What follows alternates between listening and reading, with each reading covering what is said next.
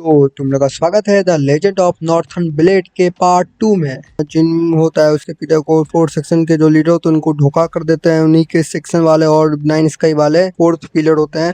और जो हमारा जीन होता है वो पूरे सेक्शन में अकेला ही रह जाता है और पूरे अबंडेंट कर देता है, सेक्शन भी पूरा डिसबैंड हो जाता है। और जो हमारा जीन होता है वो अकेला रहता है, और जो बाकी जो नाइन स्काई के गार्ड होते हैं वो उस पर नजर रखते हैं कि वो कुछ मार्शल आर्ट या ना कुछ ना सीख पाए। उनको डर आता है कि वो हम लोग को बदला लेने के लिए उसके हम लोग को मारने की कोशिश ना करे। तो हमारा जीन अकेला रहता है बिना कुछ सीखे मार्शल आर्ट टेक्निक, और वो अकेले उदास होता है कि मैं क्या ऐसे ही रहूंगा जूनियर, क्या मैं कुछ और नहीं कर पाऊंगा, मेरे पिता का मौत कुछ काम का नहीं रहेगा अगर मैं ऐसी वेस्ट कर दूंगा। तो वो चाहते थे कि मैं इस पूरे सेक्शन को अच्छे से बढ़ा रखूं, इसलिए वो अपने मौत को मेरे लिए दिया है। वो सोच रहा था ऊपर बैठ के, फिर सोच कुछ तो हो सकता है जो मार्शल स्कूल इस छुपा हो ये सेक्शन में, जो मुझे पता हो, जो बचाए रखा हो। तो वो देख रहा होता है जो पूरा सेक्शन चमका हुआ दिखता है, तो वो सोचता है कि ओ तो अल्टीमेट मास्टर स्कोर है ये पूरे सेक्शन का, खुद ही नॉर्थर्न हेवेली सेक्शन खुद ही है। अब हमें ये दिखाया तो हमें जीन होता है उसको पता चल जाता है कि नॉर्थर्न हेवेली सेक्शन का जो सीक्रेट है वो खुद ही नॉर्थर्न हेवेली सेक्शन में छुपा हुआ है। जो ये वॉल्स है, जब ये सन का लाइट इन में पड़ती है तो रिफ्लेक्शन जो दिखती है लिखा हुआ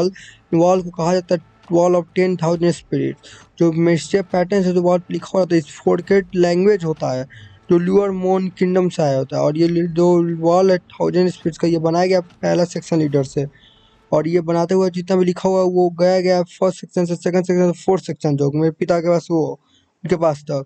और जो इसी कारण तो ये मेरे जो पिता बोले थे कि ये भाषा सीखने के लिए कि, और जो मार्शल आर्ट उन्होंने नहीं सिखाते, ये बोला था ये भाषा तुम सीखने के लिए क्योंकि ये मेरा काम देगा मेरे बड़े होने पे। और जो लिखी हुई है ये पूरे किंगडम में, ये सिर्फ मुझे ही भी आता है ये भाषा, क्योंकि लोग हैं यहाँ के उनको ये लैंग्वेज बिल्कुल समझ में नहीं आती होगी। सिर्फ यहाँ ये लैंग्वेज मुझे समझ में आता है क्योंकि मुझे ये लैंग्वेज आती ही है, इनके लिए लैंग्वेज पूरी तरह अनजान है। इसलिए अब मुझे ये लैंग्वेज आता है और मुझे अपने टाइम और बर्बाद करने की जरूरत नहीं पड़ेगी, और मैं ये लैंग्वेज जल्दी से सीख लूंगा। और इन गार्ड को ऐसा लगेगा कि मैं कुछ नहीं कर रहा हूँ, सिर्फ बैठा हुआ हूँ, लेकिन मैं ये पूरा लैंग्वेज है वो पूरी तरह सीख लूंगा। पता है कि ये जितने भी जो लिखी हुई इस वॉल पे वो इतने कमाल के, जितने भी सेक्शन लीडर चारों उन सारे मिला के अपने डिटेल्स इसमें लिखे, इसीलिए ये इसका जिसने ये सीख लिया वो बहुत ज़्यादा पावरफुल बन जाएगा।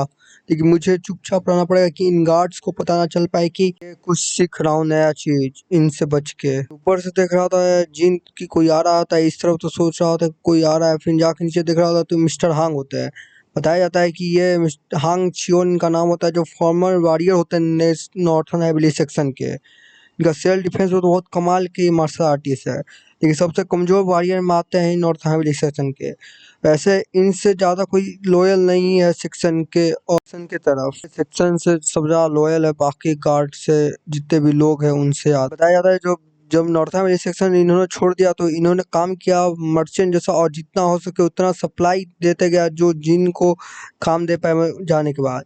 जो हांग चियोल होते हैं वो भी ऑर्फन होते हैं, मतलब जो अनाथ होते हैं वो भी, इसलिए वो कभी अच्छे से मार्शल आर्ट टैलेंट में उतने अच्छे नहीं थे।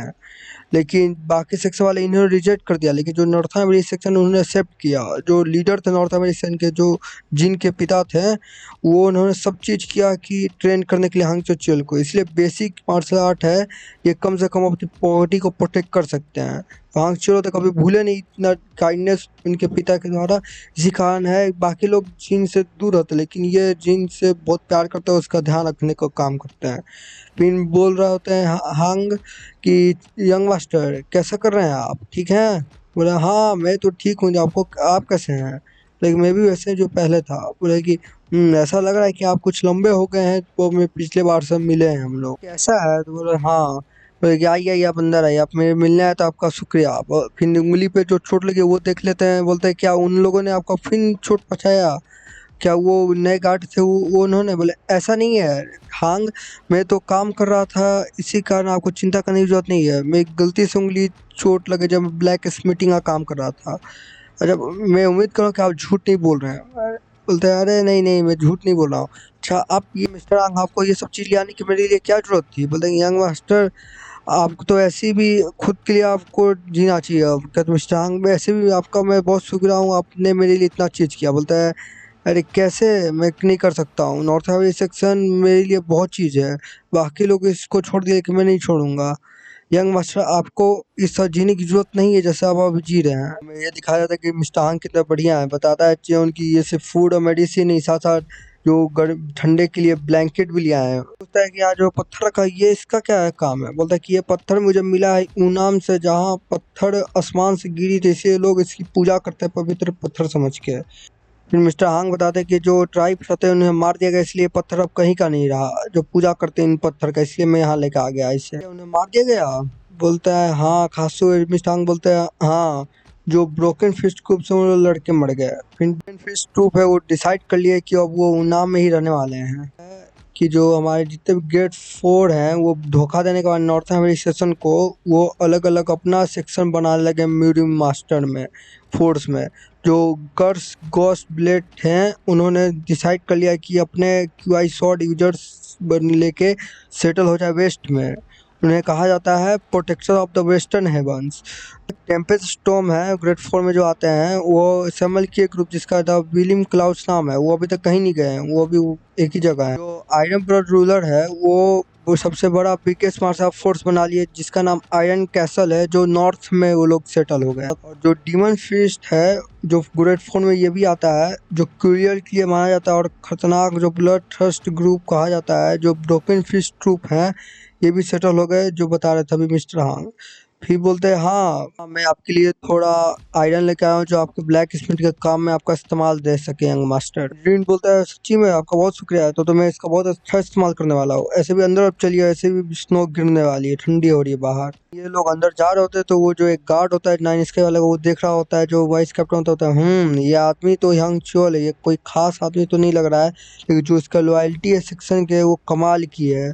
सेक्शन लीडर के जो बेटे हैं उसका अभी भी ध्यान दे रहा है सेक्शन खत्म होने के बाद भी। से भी उन दोनों से कोई क्यूआई और मार्शल आर्ट्स पता तो नहीं चला। ऐसा लग रहा है वो बच्चे का सच्ची में कुछ नहीं है। वाइस कैप्टन बोल रहा होता है कि अगर उस समय जब ये बात कर रहा था सेंटर हेवेनी एलाइंस और ग्रेट 4 के बारे में, अगर ये अपने स्टोरी को थोड़ा सा और बिलीवेबल कर देता इसके एज में, तो ये तो कमाल का इसके पास डिसीजन मेकिंग स्किल है। इसे थोड़ा सा भी मार्शल आर्ट सीखने को मिलता नॉर्थन वाल से तो ये कमाल का स्ट्रॉन्ग लीडर बनता। देख रहा होता है ये वाइस कैप्टन के ऊपर से कौवा आ रहा है मैसेज लेके, फिर जा रहा होता भागते हुए कैप्टन के पास। फिर कैप्टन में गुस्से में बोलता है कि वो मेरे से कांटेक्ट भी नहीं किया, आप कह रहे हैं कि कोई हायर गेस्ट यहाँ आ रहे हैं, ये कोई टूरिस्ट प्लेस नहीं है कि वो यहाँ आ रहे घूमने के लिए इस सड़ी जगह पे। फिर वाइस कैप्टन को बोलता है कि तुम शुरू कर दो सुबह से ये रॉयल बिल्डिंग को ठीक करने का काम। वाइस कैप्टन बोलता है ठीक है। अब सीन सेट होता है मिस्टर हांग और जीन पे, वो बैठ रहे होते हैं और जियान उनको चाय दे रहा होता है। बोले अपना ही घर समझिए, लीजिए चाय पीजिए। मिस्टर हांग बोलते हैं कि आपका तो चाय बहुत बढ़िया होता है यंग मास्टर। जीन पूछता है मिस्टर हांग से कि अभी दुनिया में क्या चीज हो रही है।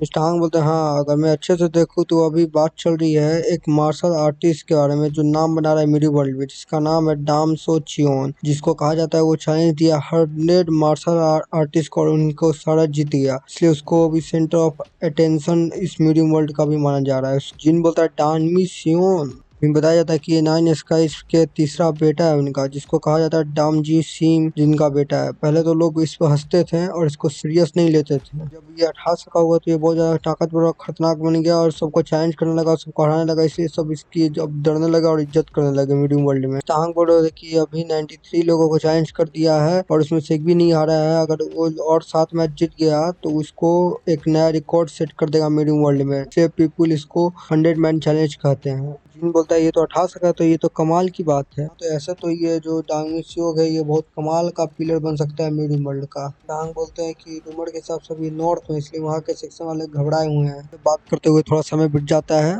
फिर जिन बोलता है मिस्टर हांग को कि आपको थोड़ा रुक जाना चाहिए और आराम कर लेना चाहिए कुछ देर और। हांग बोलते हैं कि मेरे को तो करने का तो मन है थोड़ा आराम, लेकिन मैं कर नहीं सकता, कुछ काम है मेरे को। मिस्टर हांग जा रहे होते हैं तो बोल रहे होते हैं कि मैं अब विंटर के बाद आऊंगा, इस माफ कर दीजिएगा मैं उतना काम आपके नहीं आया यंग मास्टर। बोलता है कि ये सच नहीं है, आपने तो मेरे लिए बहुत ज्यादा काम किया। फिर मिस्टर हांग चल जाते हैं वहाँ से। फिर वाइस कैप्टन आता है और बोलता है मास्टर जी मैं आपको ही देख वेट कर रहा था। वाइस कैप्टन बोलता है कि ऐसा लगा कोई गेस्ट आ रहे हैं बेटा है का, इसलिए हमें अगले स्प्रिंग तक, इसलिए हमें रिपेयर करना होगा उस पैलेस को और यूज करना होगा। जिन बोलता है तुम्हें जो करना है वो करो, ऐसे भी वो जगह को अबेंडन छोड़ दिया, ऐसे मुझे फर्क नहीं पड़ता है उसके साथ जो कुछ हो रहा है। नहीं तुम्हें बस कहने के लिए तो मैं अब जा रहा हूँ। मिस्टर बोलता है ठीक है। जिन वापस जा रहा होता है जहाँ बुक वाला पैलेस रहता है, जितने भी बुक रहते हैं वहाँ दरवाजे के पास आता है तो देखता है कि कुछ नीचे गिरा हुआ है। वही देखने के लिए आगे जाता है और मुड़ता है, तभी उसके पीछे कोई नाइफ लेके पूछता है कि कौन हो तुम। जिन सोचता है क्या ये एक लड़की की आवाज। बोलता है कि क्या मतलब है तुम्हारा, मेरे को पूछना चाहिए कि कौन हो तुम। और इसको डराते हुए पूछते है कि मैंने पहले पूछा कि कौन हो तुम।